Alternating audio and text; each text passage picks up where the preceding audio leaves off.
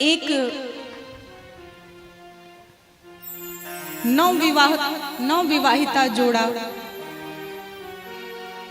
पति पत्नी दोनों सुखपूर्वक विवाह के बाद अपने गृहस्थ जीवन में बड़े प्रसन्नता से रह रहे थे। तभी अचानक पति को अपने व्यापार के लिए परदेश में जाना पड़ा। तो जाते समय उसने अपने पत्नी को रोता हुआ देखकर अपनी मूर्ति दे दी और कहा कि देवी रो मत, मेरी अनुपस्थिति में तुम इस मूर्ति की ही पूजा करना। तो पति की अनुपस्थिति में वह स्त्री उस मूर्ति को ही नहलाती है, धुलाती है, भोग लगाती है, आरती करती है, सेवा में तत्पर हो गई। और 2.5 वर्षों के बाद जब खूब धनार्जन करके पति गृह लौटा, द्वार पर खड़ा होकर द्वार खटखटाने लगा और काफी देर बीत गया। खड़े खड़े साकर खटखटाते खटखटाते, खोलो, अरे देवी दरवाजा खोलो, क्या हो गया, सब ठीक है कि नहीं, घर में सब सकुशल मंगल है कि नहीं, तुम दरवाजा क्यों नहीं खोलती हो। अब पत्नी अपने पति की आवाज सुनकर भी संशय में बैठी है कि दरवाजा खोलूं कि ना खोलूं, मैं तो अपने घर में अपने पति की मूर्ति की सेवा कर रही हूँ। तो भगवान श्री कृष्ण ने हंसकर मुस्कुराकर कहा कि अरे गोपियों, जब सच्चे पति की सेवा मिल जाए, सच्चा पति ही जब आ जाए, तो फिर नकली पति की सेवा करने की क्या आवश्यकता है। सच्चे पति जब आ जाए तो फिर झूठे पति की सेवा करने की क्या जरूरत है। अब जब अपना पति ही वापस लौट आया तो पति की मूर्ति की सेवा करने की क्या आवश्यकता है। गोपियों ने कहा वाह प्रभु, आप ही से सुंदर उत्तर मिल गया, जवाब आप ही ने दे दिया।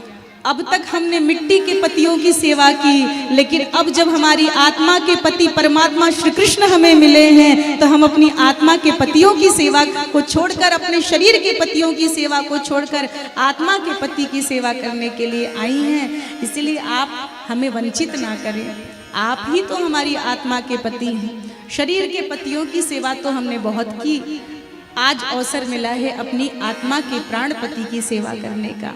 और श्री कृष्ण प्रसन्न हो गए। देखिए बहुत सुंदर भाव है,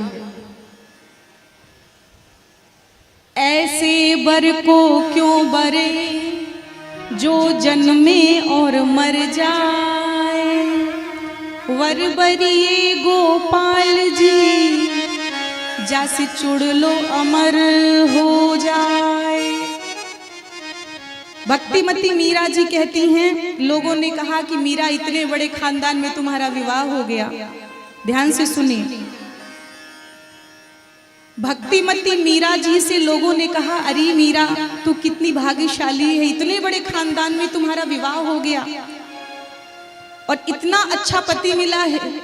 तो मीरा जी कहती हैं ऐसे पति का वरण करने से क्या लाभ कि 4 दिन बाद वैधव्य देखना पड़े, पति से बिछोह हो जाए।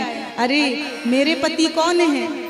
मीरा जी कहती हैं ऐसे बर को क्या बरे, ऐसे बर को क्यों बरे जो जन्मे और मर जाए, वर बरी गोपाल जी जासु चुड़ लो अमर हो जाए। एक बार जिसने कृष्ण को अपना पति मान लिया उसे जीवन में कभी वैधव्य देखना नहीं पड़ता, उसका सुहाग अमर हो जाता है, क्योंकि कृष्ण अविनाशी हैं, सच्चिदानंदमय है। ऐसे सच्चिदानंदमय भगवान श्री कृष्ण को जो अपना मान लेता है, जो कृष्ण से प्रेम करता है, उसे कभी भी जीवन में रोना नहीं पड़ता। बंधुओं, भक्तिमती मीरा जी की भक्ति हम सभी को ऐसी प्रेरणा देती है कि हम भी ऐसे गिरधर गोपाल से प्रेम करें जिससे हमारा सुहाग अटल हो जाए।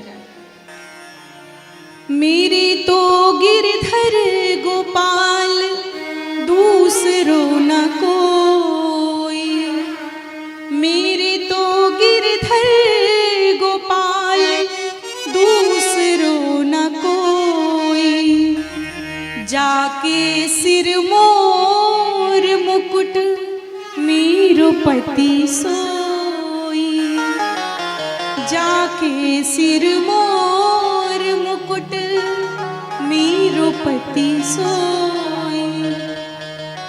भक्तिमती मीरा जी ने गिरधर गोपाल जी से प्रेम किया और कहती हैं संसार के पतियों से प्रेम करने पर तो वैधव्य देखना पड़ता है, लेकिन जो गिरधर गोपाल से, श्याम सुंदर से, कृष्ण से प्रेम करता है उसे किसी जन्म में वैधव्य नहीं देखना पड़ता, उसका सुहाग अटल हो जाता है, उसकी सदा सदा के लिए जो प्रेम है, जो भक्ति है, वह अमर हो जाती है। एक बार दोनों हाथ उठाकर कहेंगे राधे, एक बार जोर से बोलो।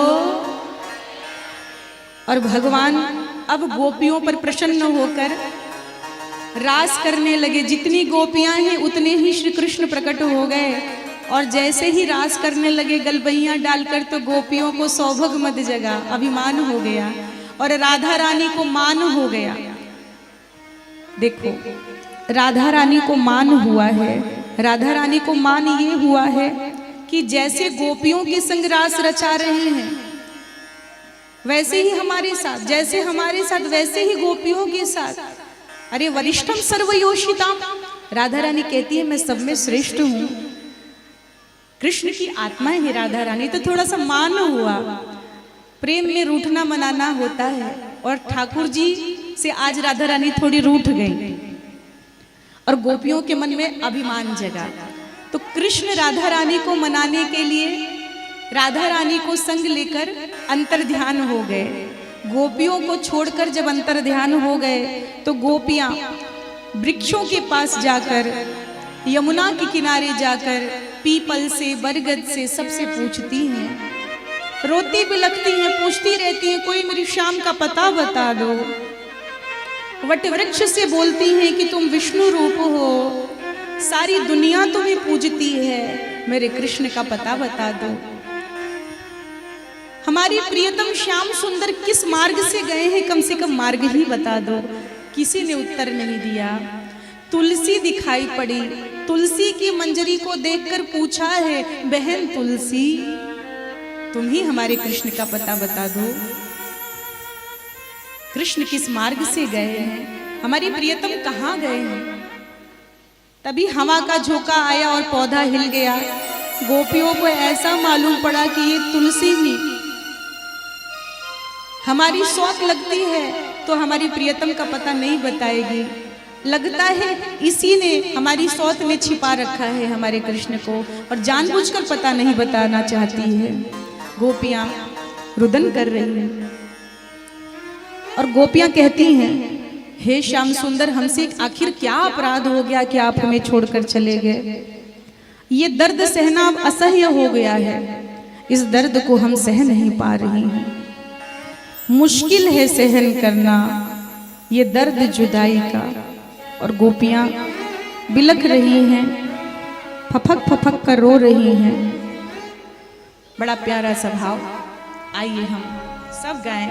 देखिए, हम सभी जीव श्याम सुंदर से, कृष्ण से बिछड़े हुए जीव,